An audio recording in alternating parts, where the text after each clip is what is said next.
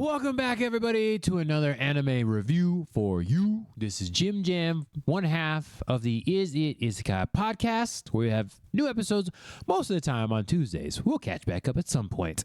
Today, I have another review for you, and this show is called Demon Lord 2099. As you can see behind me here in a second, there is the trailer for the show. It is about a demon lord, Vetol Vipitis Vapidi, a lot of V's, who was killed about 100 years or so, who was killed in a previous time and reborn in the present age of the year 2099, where he comes to find out that two worlds have merged, his world and regular Earth, that made an interesting mix of magic and technology. One place didn't have magic, one place didn't have technology, but now the worlds have mixed together, and he's come to realize that his kingdom empire is no longer as it would be. There was a battle between the immortals and the mortals, and I'm going to spoil this a little bit for you, which is interesting that mortals can become immortals after a certain process time or something like that, which is very strange. But we come to find out that a lot of the immortals have scattered or have been killed in the immortal wars, and even the fact that one of his head generals worked out a plan to betray Vetol, which is interesting, but one of his generals is there, or only one of his generals was there when he was reincarnated, which is Machina. Interesting how that she was the only one there, knew exactly where he was. He got reborn in like a sewer or something like that. So the whole show is about him getting used to living in the present time after having lived for so long in the past, and also to try to rebuild his kingdom. And we come to find out that he becomes a streamer so that he can have more followers, which will increase his power, which is interesting. Very godlike indeed. Yeah, that's cool. Immortals can heal themselves from wounds, so they seem pretty much human, except for the fact that they're really strong, have high magic, and can live for a long time, forever. It says immortal, but they seem to be able to be killed pretty readily, even though they can be healed, because the hero ends up killing him. That's why he had to be reincarnated in the first place. Don't know if I'm going to spoil the second episode, but we probably won't. This is supposed to be a shorter episode here of the podcast review, anime review thing. So interesting to see that yeah, sure. We'll skip that part. Not going to spoil the second episode, third episode. As of this recording, watched a couple more episodes right now. Series is going great. Love the animation style. We'll say that the animation style is fantastic. Also, the opening song and the ending song are great. But yeah, it's kind of tough for Vetol. Marcus came up with these technology called familiars, which let him cast spells faster, even than a person that doesn't have to say the chantless magic and skips a couple of steps. So it's kind of messed up. And he also made it so that Vetol and higher level immortals can't implant the familiars in there. But we see that Vetol is very good at figuring stuff out and plans to come up with a process of countering Marcus's tomfoolery that he has there. But Marcus has a whole corporation backing him so he can keep making more technology. So hopefully he doesn't figure something out there. Yeah, it's kind of messed up. But Vetol is on a path to get stronger, reclaiming his previous power. I don't know why Marcus just doesn't kill him, but of course then we wouldn't have a show now, would we? Interesting. Okay. And then Machina is still there trying to help Vetol, even though she's got a familiar in her. And so doesn't that connect her to Marcus or something? I'm so confused. But she's still there and working on like a regular job.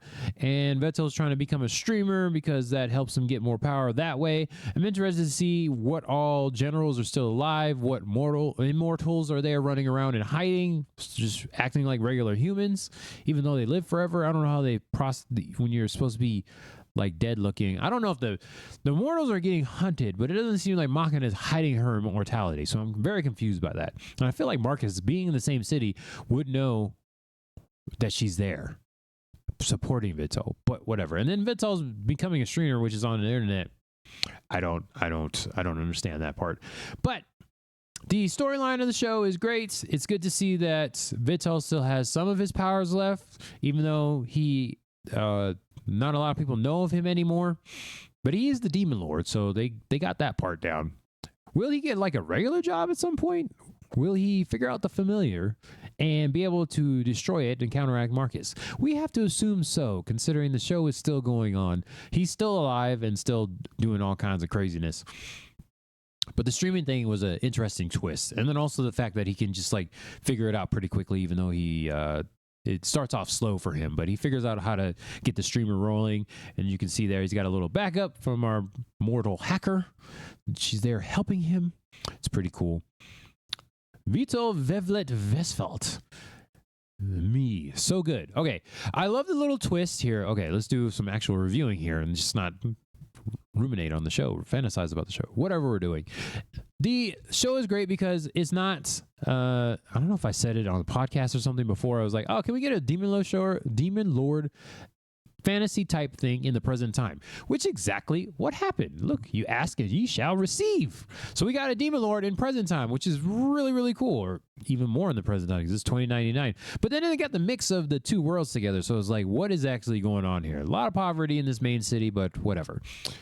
Demon Lord in the present time, that's pretty cool. Getting used to the new technologies and also still having magic, which is pretty cool. And we get to see the technology fighting the magic. Good fights there. That is in the next episode. I wasn't really going to talk about that, but I kind of did.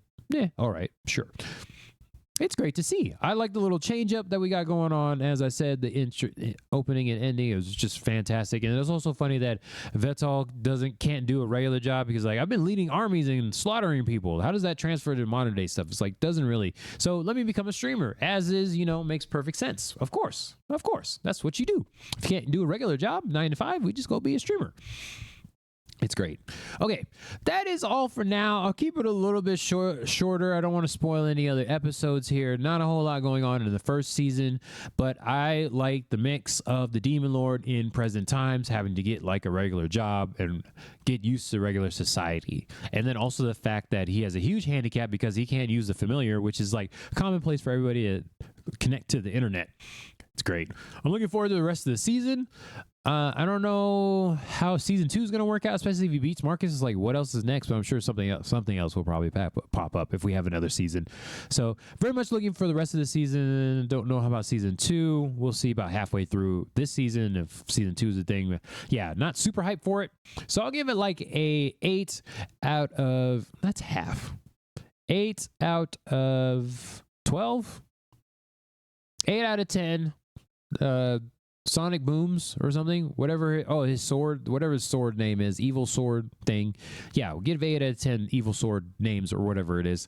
But keep watching Demon Lord 2099. If anything else, it's something different than a regular Demon Lord show, even though there's a lot of good Demon Lord shows. Looking at you, Overlord. But still, present time Demon Lord. Pretty cool. And also, it's one of the, not like reincarnation, isekai reincarnation type deals. He just was killed in the past and reborn in the future. Those kind of reincarnation shows are becoming more commonplace. So that's pretty cool. Like that a little bit. And it's 2099, which is in the future, which is different than what we're used to most of the time with Demon Lord stuff. So that part's cool. All right, that's it for now. This is Jim Jam, one half of the Is It Isekai podcast. We have a podcast. New episodes usually come out on Tuesdays. Most of the time, we're going to catch back up at some point. Then Frost is there with me. And the podcast goes out on most streaming platforms, most common streaming platforms. So catch us there. But for now, bye.